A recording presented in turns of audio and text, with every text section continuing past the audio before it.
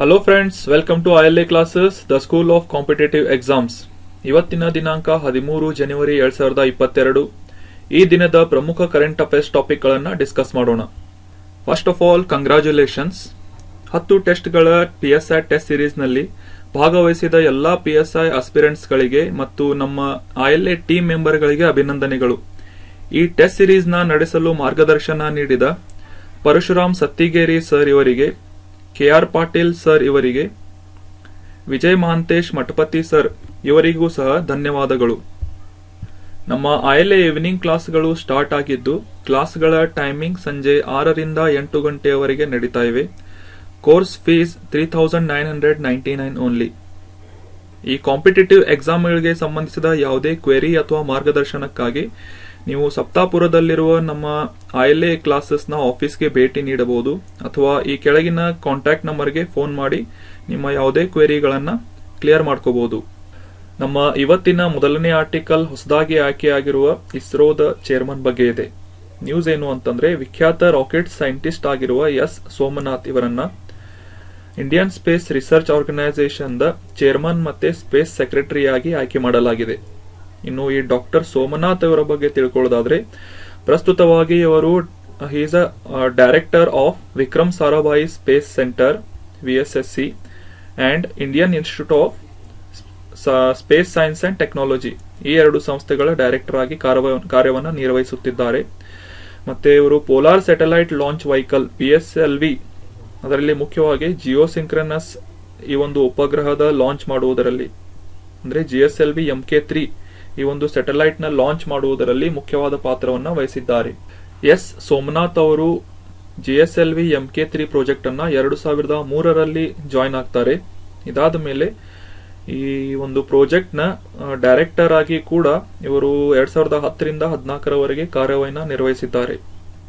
ಇದಾದ ನಂತರ ಸುಮಾರು 2.5 ವರ್ಷಗಳ ಕಾಲ LPSC liquid system propulsion centre ವಾಲಿಯಾಮಾಲಾದಲ್ಲಿ ಕೂಡ ಇವರು ತಮ್ಮ ಕಾಂಟ್ರಿಬ್ಯೂಷನ್ ಅನ್ನ ನೀಡಿದ್ದು, ಅಲ್ಲಿ GSLV ಜಿಯೋಸಿಂಕ್ರನಸ್ ಲಾಂಚ್ ವೆಹಿಕಲ್ ಇದರ ಒಂದು ಇಂಡಿಜಿನಿಯಸ್ ಆಗಿ ಡೆವಲಪ್ ಮಾಡ್ತಾ ಇರೋ ಕ್ರಯೋಜೆನಿಕ್ ಸ್ಟೇಜಸ್ ಗಳ ಒಂದು ಡೆವಲಪ್ಮೆಂಟ್ ಗೆ ಕೂಡ ಕಾಂಟ್ರಿಬ್ಯೂಷನ್ ಅನ್ನ ನೀಡಿದ್ದಾರೆ. Doctor Somnath took over as a director of VSSC ಇನ್ ಜನವರಿ 2018. ಆಗಲೇ ತಿಳಿಸಿದ ಹಾಗೆ ಈಗ VSSC ಯ ಒಂದು ಡೈರೆಕ್ಟರ್ ಆಗಿದ್ದು, ಈ ಒಂದು ಹುದ್ದೆಯನ್ನ ಜನವರಿ 18ರಂದು ಇವರು ಜವಾಬ್ದಾರಿಯನ್ನ ವಹಿಸಿದ್ದರು. So that was about new chairman of ISRO, who is doctor S Somanath. ನಮ್ಮ next article Indu Malhotra committee ಬಗ್ಗೆ ಇದೆ.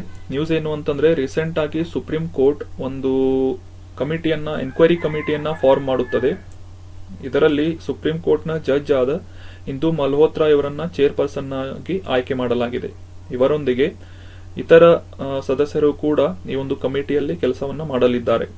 ಈ ಒಂದು ಎನ್ಕ್ವೈರಿ ಕಮಿಟಿಯನ್ನ ಫಾರ್ಮ್ ಮಾಡಲು ಮುಖ್ಯ ಉದ್ದೇಶ ಏನು ಅಂತಂದ್ರೆ, ರೀಸೆಂಟ್ ಆಗಿ ಪಂಜಾಬ್ ನಲ್ಲಿ ಭಾಗವಹಿಸಬೇಕಿದ್ದ ಒಂದು ರ್ಯಾಲಿಯಲ್ಲಿ ಪ್ರಧಾನಮಂತ್ರಿಗಳ ಒಂದು ಸೆಕ್ಯೂರಿಟಿ ಬ್ರೀಚ್ ಅಥವಾ ಭದ್ರತಾ ಉಲ್ಲಂಘನೆಯಾಗಿದ್ದ ಕಾರಣ 5 ಜನವರಿಯಂದು ಇದು ನಡೆದಿತ್ತು.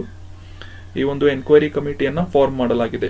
ಈ ಕಮಿಟಿಯಲ್ಲಿ ಇಂದು ಮಲ್ಹೋತ್ರಾ ಅವರನ್ನು ಹೊರತುಪಡಿಸಿ DG of NIA national investigation agency, DG of security of Punjab and registrar general of Punjab and Haryana high court, ಈ ಒಂದು ಸದಸ್ಯರು ಕೂಡ ಈ ಒಂದು ಕಮಿಟಿಯಲ್ಲಿ ಕೆಲಸ ಮಾಡಲಿದ್ದಾರೆ. ನಮ್ಮ ನೆಕ್ಸ್ಟ್ ಆರ್ಟಿಕಲ್ ತುರ್ಕ್ಮೇನಿಸ್ತಾನದಲ್ಲಿರುವ ಗೇಟ್ವೇ ಟು ಹೆಲ್ ಇದರ ಬಗ್ಗೆ ಇದೆ. ಇದು ಒಂದು ನ್ಯಾಚುರಲ್ ಗ್ಯಾಸ್ ಕ್ರೇಟರ್ ಅಥವಾ ನೈಸರ್ಗಿಕ ಅನಿಲ ದೊರೆಯುವಂತಹ ಒಂದು ಕುಳಿಯಾಗಿದ್ದು, ಇದು ಕಳೆದ 50 ವರ್ಷಗಳಿಂದ ಉರಿತಾ ಇದೆ. ಈಗ ತುರ್ಕ್ಮೇನಿಸ್ತಾನದ ಪ್ರೆಸಿಡೆಂಟ್ ಈ ಒಂದು ಕುಳಿಯಲ್ಲಿ ಹತ್ತಿರುವ ಬೆಂಕಿಯನ್ನ ಆರಿಸುವಂತೆ ತಜ್ಞರಿಗೆ ಆರ್ಡರ್ ಮಾಡಿದ್ದಾರೆ. ಈ ಒಂದು ಆರ್ಡರ್ ನ ಹಿಂದಿನ ಮುಖ್ಯ ಕಾರಣ ಏನು ಅಂತಂದ್ರೆ, ಈ ಒಂದು ಉರಿಯಿಂದ ಸಾಕಷ್ಟು ವಾಯು ಮಾಲಿನ್ಯ ಆಗ್ತಾ ಇದ್ದು, ಅಲ್ಲಿನ ಸುತ್ತಮುತ್ತಲಿನ ಜನರಿಗೆ ಒಂದು ಆರೋಗ್ಯದ ಮೇಲೆ ಪ್ರಭಾವವನ್ನು ಬೀರ್ತಾ ಇದೆ. The Turkmenistan has been at the center of methane leakages. ಇಲ್ಲಿ ಮೀಥೇನ್ ಗ್ಯಾಸ್ ನ ಲೀಕೇಜ್ ಕೂಡ ಆಗ್ತಾ ಇದ್ದು, ಇದರಿಂದ ಅಲ್ಲಿನ ಹವಾಮಾನ ಅಥವಾ ವಾಯುಗುಣ ಅದರ ಮೇಲೆ ಒಂದು ಪ್ರಭಾವವನ್ನು ಬೀರಿದೆ. ನಮಗೆಲ್ಲ ಗೊತ್ತಿರೋ ಹಾಗೆ methane gas leakages is not good for health as well as environment point of view. Methane gas is a primary contributor to formation of ground level ozone. Ground level ozone form ಮಾಡಲು ಇದು ಮುಖ್ಯ ಕಾರಣ ಆಗಿದೆ. ಮತ್ತೆ ಇದರಿಂದ methane ಗ್ಯಾಸ್ನಿಂದ ಸಾಕಷ್ಟು ವಾಯು ಮಾಲಿನ್ಯ ಕೂಡ ಆಗುತ್ತದೆ. It is a main source of green house gas. ಹಸಿರುಮನೆ ಪರಿಣಾಮದ ಒಂದು ಮುಖ್ಯವಾದಂತಹ ಗ್ಯಾಸ್ ಆಗಿದ್ದು, the exposure to which causes 1 million premature death every year. ಪ್ರತಿ ವರ್ಷ ಸುಮಾರು 10 ಲಕ್ಷ ಪ್ರೀಮೆಚ್ಯೂರ್ ಡೆತ್ಗಳು ಕೂಡ ಈ ಒಂದು ಮೀಥೇನ್ ಗ್ಯಾಸ್ನ ಪರಿಣಾಮದಿಂದಾಗಿ ಸಂಭವಿಸುತ್ತವೆ. Methane is also a powerful green house gas. ಆಗಲೇ ತಿಳಿಸಿದ ಹಾಗೆ ಇದು ಒಂದು ಹಸಿರುಮನೆ ಪರಿಣಾಮಕಾರಿಯಾದಂಥ ಅನಿಲವಾಗಿದೆ. ಇನ್ನು ತುರ್ಕ್ಮೆನಿಸ್ತಾನದ ಒಂದು ಮ್ಯಾಪ್ ಅಥವಾ ಒಂದು ಲೊಕೇಶನ್ ಬಗ್ಗೆ ತಿಳ್ಕೊಳ್ಳೋದಾದ್ರೆ, ಇದು ಏಷ್ಯಾ ಖಂಡದಲ್ಲಿ ಬರುತ್ತದೆ. ಇದರ ಒಂದು ಅಡ್ಜಸೆಂಟ್ ಆದ ಒಂದು ದೇಶಗಳು ಅಂತಂದ್ರೆ ಸೌತ್ ನಲ್ಲಿ Iran, Afghanistan, north side Uzbekistan, Kazakhstan ಬರುತ್ತವೆ. ಮತ್ತು ಈ ಕಾಸ್ಪಿಯನ್ ಸಮುದ್ರದ ಒಂದು ಬಾರ್ಡರ್ ಅನ್ನ ಈ ತುರ್ಕ್ಮೆನಿಸ್ತಾನ್, ಕರಾವಳಿಯನ್ನ ಈ ಒಂದು ತುರ್ಕ್ಮೆನಿಸ್ತಾನ್ ಹೊಂದಿದೆ. ಇದರ ರಾಜಧಾನಿ Ashgabat. So remember friends, from the exam point of view, ಈ ಗೇಟ್ವೇ ಟು ಹೆಲ್, ಈ ಒಂದು ನೈಸರ್ಗಿಕ ಅನಿಲ ದೊರೆಯುವಂತ ಒಂದು ಕುಳಿ ಏನಿದೆ ಇದು ತುರ್ಕ್ಮೆನಿಸ್ತಾನದಲ್ಲಿದೆ. ಇದರ ಹೆಸರು ಗೇಟ್ವೇ ಟು ಹೆಲ್ ಅಂತ ಕರೀತಾರೆ. ಬಿಕಾಸ್ ಇದು ಕಳೆದ 50 ವರ್ಷಗಳಿಂದ ಕಂಟಿನ್ಯೂಸ್ ಆಗಿ ಉರಿತಾ ಇದೆ. ಸೊ ಈಗ ಅದನ್ನ ನಂದಿಸಲು ಅಲ್ಲಿನ ಪ್ರೆಸಿಡೆಂಟ್ ಆರ್ಡರ್ ಮಾಡಿದ್ದಾರೆ. ನಮ್ಮ next article man portable anti tank guided missile ಬಗ್ಗೆ ಇದೆ. MPATGM ನ್ಯೂಸ್ ಏನು ಅಂತಂದ್ರೆ, ರೀಸೆಂಟ್ ಆಗಿ ನಮ್ಮ defence research and development organisation DRDO ಈ ಒಂದು final deliverable configuration of man portable anti tank guided missile, ಈ ಒಂದು ಮಿಸೈಲ್ ಅನ್ನ ಸಕ್ಸಸ್ಫುಲ್ಲಿ ಫ್ಲೈಟ್ ಟೆಸ್ಟ್ ಮಾಡಿದೆ. ಈ ಒಂದು ಇಮೇಜ್ ನಲ್ಲಿ ನೋಡಬಹುದು, ಒಬ್ಬ ಸೈನಿಕರಿಂದ ಈ ಒಂದು ಮಿಸೈಲ್ ಅನ್ನ ಕ್ಯಾರಿ ಮಾಡಿ ಮಿಸೈಲ್ ಅನ್ನ ಹಾರಿಸಬಹುದಾದಂತ ಒಂದು ಹೊಸದಾಗಿ ದೇಶೀಯವಾಗಿ ಡೆವಲಪ್ ಮಾಡಿರುವಂತ low weight fire and forget missile ಆಗಿದೆ. The missile is incorporated with state of the art miniaturised infrared imaging seeker. ಈ ಇನ್ಫ್ರಾರೆಡ್ ಒಂದು ತಂತ್ರಜ್ಞಾನದ ಇಮೇಜ್ ಸೀಕರ್ ನ ಈ ಒಂದು ಮಿಸೈಲ್ ನಲ್ಲಿ ಅಳವಡಿಸಲಾಗಿದೆ. ಈ portable missile uses the passive weapon guidance system which uses infrared light emission. Infrared ಬೆಳಕಿನ ಒಂದು ಎಮಿಟ್ ಮಾಡಿ ಈ ಒಂದು ವೆಪನ್ ಗೈಡೆನ್ಸ್ ಸಿಸ್ಟಮ್ ಅನ್ನ ಟಾರ್ಗೆಟ್ ನ ಟ್ರ್ಯಾಕ್ ಮಾಡುತ್ತದೆ. ಮತ್ತೆ missiles that uses infrared seeking are often refer to as heat seekers. ಈ ಮಿಸೈಲ್ ನ ಬಿಡುಗಡೆಯಿಂದ ಏನು ಹೀಟ್ ರೇಡಿಯೇಷನ್ ಉತ್ಪತ್ತಿಯಾಗುತ್ತದೆ, ಅದರಿಂದ ಈ ಒಂದು ತಂತ್ರಜ್ಞಾನದ ಒಂದು ಮಿಸೈಲ್ಗಳನ್ನ ಹೀಟ್ ಸೀಕರ್ಸ್ ಅಂತ ಕೂಡ ಕರೀತಾರೆ. ಇದರ ಒಂದು ಸಿಗ್ನಿಫಿಕೆನ್ಸ್ ಅಥವಾ ಪ್ರಾಮುಖ್ಯತೆಯನ್ನ ತಿಳ್ಕೊಳ್ಳೋದಾದ್ರೆ, the successful trial of missile is major boost to government's Atmanirbhar Bharat. ದೇಶೀಯವಾಗಿ ಡೆವಲಪ್ ಮಾಡಿರುವಂತಹ ಈ ಒಂದು ಪೋರ್ಟೇಬಲ್ ಮಿಸೈಲ್ ನಮ್ಮ ಆತ್ಮನಿರ್ಭರ್ ಭಾರತ್ ಈ ಒಂದು ಕ್ಯಾಂಪೇನ್ಗೆ ಬೂಸ್ಟ್ ಅನ್ನ ನೀಡಲಿದೆ. The missile is being developed to strengthen the combat capabilities of Indian army. ಭಾರತದ ಸೇನೆಯ ಯುದ್ಧ ಮಾಡುವ ಸಾಮರ್ಥ್ಯವನ್ನು ಕೂಡ ಇದು ಮಿಸೈಲ್ ಏನಿದೆ ಬಲಪಡಿಸಲಿದೆ.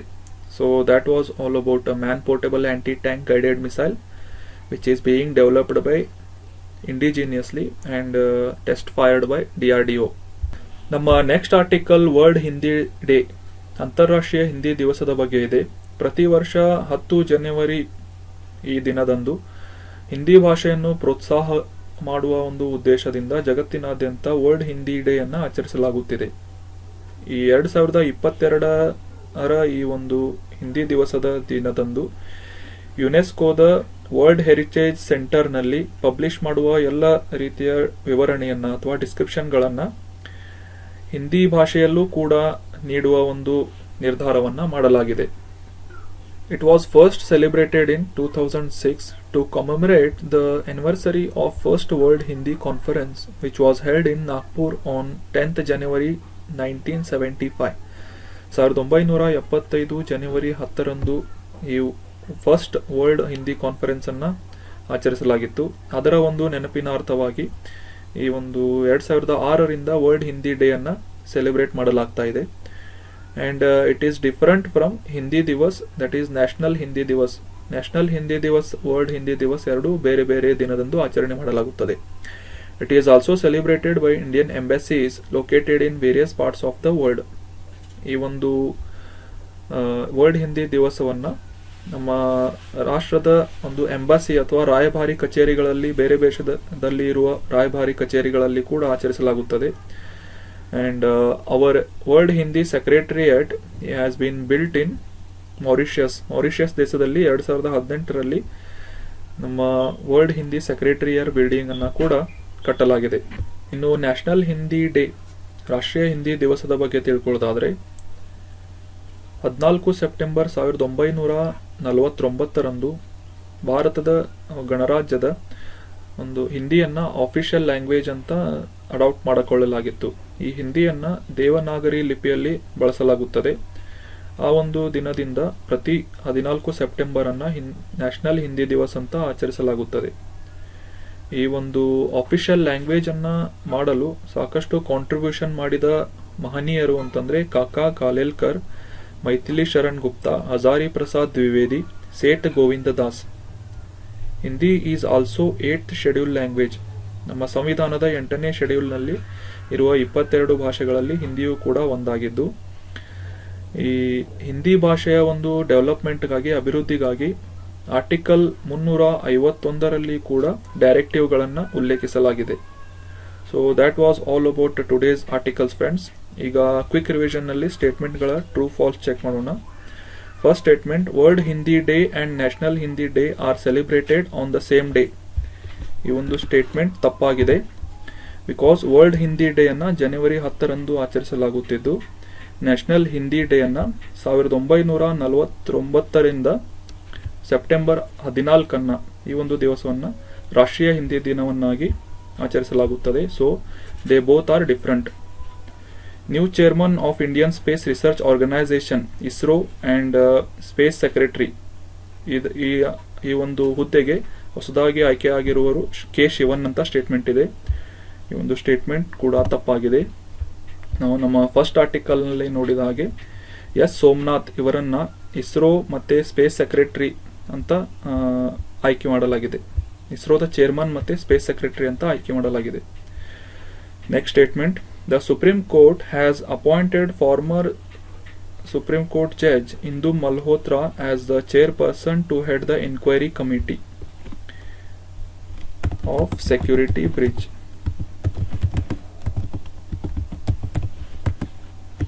Of PM. ಈ ಪ್ರಧಾನ ಮಂತ್ರಿ ಅವರ ಒಂದು ಸೆಕ್ಯೂರಿಟಿ ಬ್ರೀಚ್ ಆಗಿದ್ದರ ಒಂದು ಎನ್ಕ್ವೈರಿ ಕಮಿಟಿಯ ಚೇರ್ಮನ್ ಫಾರ್ಮರ್ ಸುಪ್ರೀಂ ಕೋರ್ಟ್ನ ಜಡ್ಜ್ ಆದ ಇಂದು ಮಲ್ಹೋತ್ರಾವನ್ನು ಆಯ್ಕೆ ಮಾಡಿದೆ. ಸೊ ಈ ಸ್ಟೇಟ್ಮೆಂಟ್ ಟ್ರೂ ಆಗಿದೆ. Next statement, national statistical office. ನಮ್ಮ next statement, gateway to hell natural gas crater, ಈ ಒಂದು ನೈಸರ್ಗಿಕ ಅನಿಲದ ಒಂದು ಕುಳಿ ಟರ್ಕಿಯಲ್ಲಿದೆ ಅಂತ ಸ್ಟೇಟ್ಮೆಂಟ್ ಇದೆ.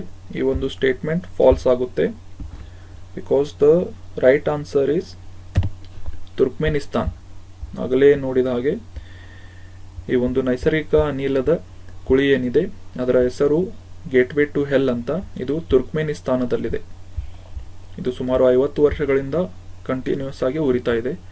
ಈಗ ಅದನ್ನು ನಂದಿಸಲು ಪ್ರೆಸಿಡೆಂಟ್ ಆರ್ಡರ್ ಮಾಡಿದ್ದಾರೆ. Next statement, world Hindi day is celebrated every year on 14th September.